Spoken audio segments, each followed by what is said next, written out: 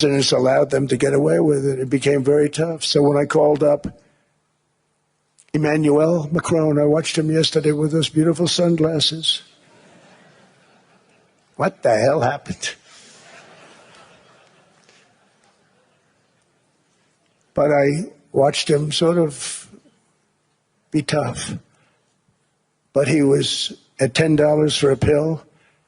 And I said, Emmanuel, and I have all the big pharmaceutical companies are in total agreement. It wasn't easy, by the way. They're tough, smart.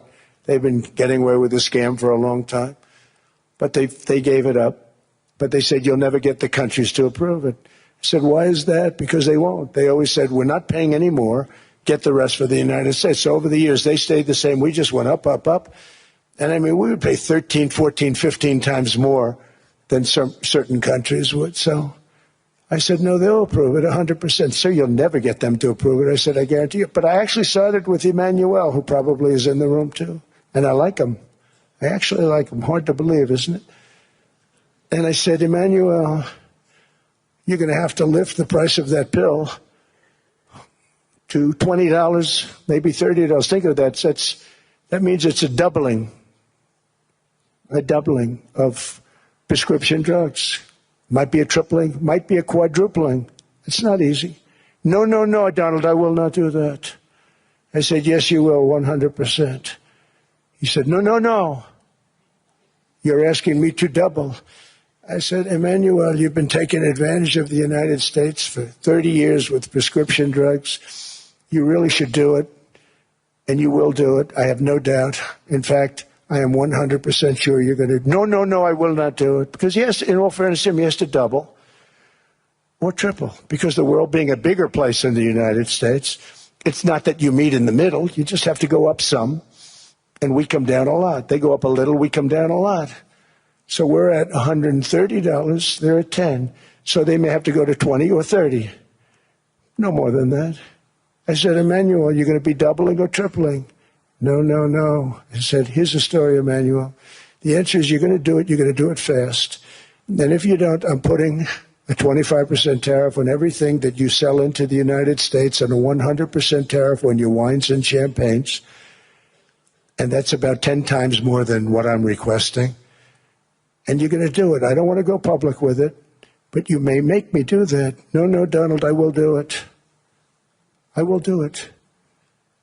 It took me, on average, 3 minutes a country, saying the same thing. You will do it. They all said, no, no, no, I will not do it. You're asking me to double the cost of prescription. I said, that's right, because you've been screwing us for 30 years. And they said, we will not do it. I said, that's all right. On Monday morning, we're putting a 25, 30, 50. I gave different numbers for different countries. This is also national security we're talking about. Not fair. We're not going to subsidize the whole world. And every one of those countries have agreed to do it. So one of the biggest things that I've done is the fact that we have now most favored nation. We will pay whatever the lowest price is in the entire world. So our drug prices are going to be coming down by staggering 90%. Again, you could say 1,000%, 2,000%. Depends on the way you want to figure it, but we'll go with the way the fake news likes it better because it sounds, can you imagine a 90% reduction sounds much worse. But drug prices are going to be coming down tremendously in all the nations, and I appreciate them doing it, but they did it. In all fairness, without tariffs, I wouldn't have been able to get it done. After declining $3,000 under Biden, real incomes are up in the United States by $2,000, $3,000, and even $5,000 and more. Home ownership has always been a symbol of health and vigor of American society, but that goal fell out of reach for millions and millions of people in the Biden era because interest rates went up so high. Today, I'm taking action to bring back this bedrock of the American dream. In recent years, Wall Street giants and institutional investment firms, many of you are here, many of you are good friends of mine, many of you are supporters. Sorry to do this to you, I'm so sorry. But you've driven up housing prices by purchasing hundreds of thousands of single-family homes, and it's been a great investment for them. often as much as 10% of houses on the market.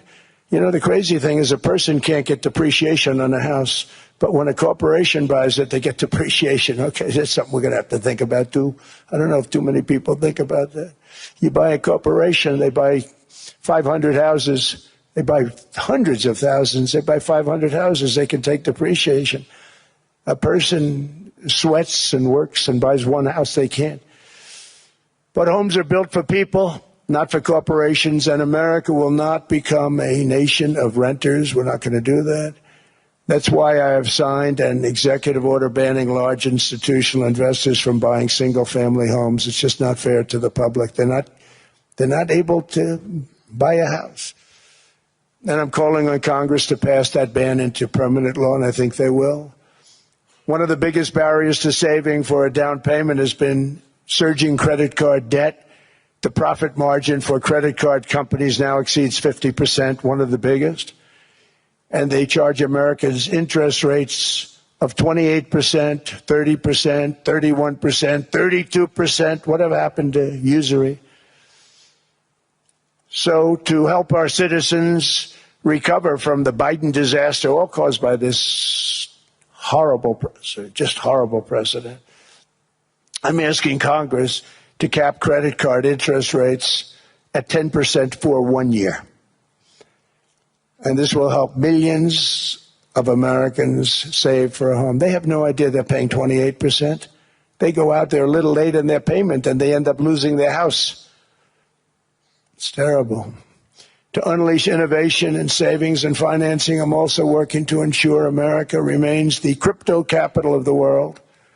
And to that end, last year I signed the landmark Genius Act into law. Now Congress is working very hard on crypto market structure legislation, Bitcoin, all of them, which I hope to sign very soon, unlocking new pathways for Americans to reach financial freedom. And I did it for two reasons. Number one, I thought it was politically good, and it was. I got tremendous political support. But more importantly, China wanted that market too. It's just like they want the AI. And we've got that market, I think, pretty well locked up. If I didn't do it, Biden was totally against it until before the election when they realized that, there were millions of people voting against him over crypto. And all of a sudden they loved it very much, but it was too late. They blew it.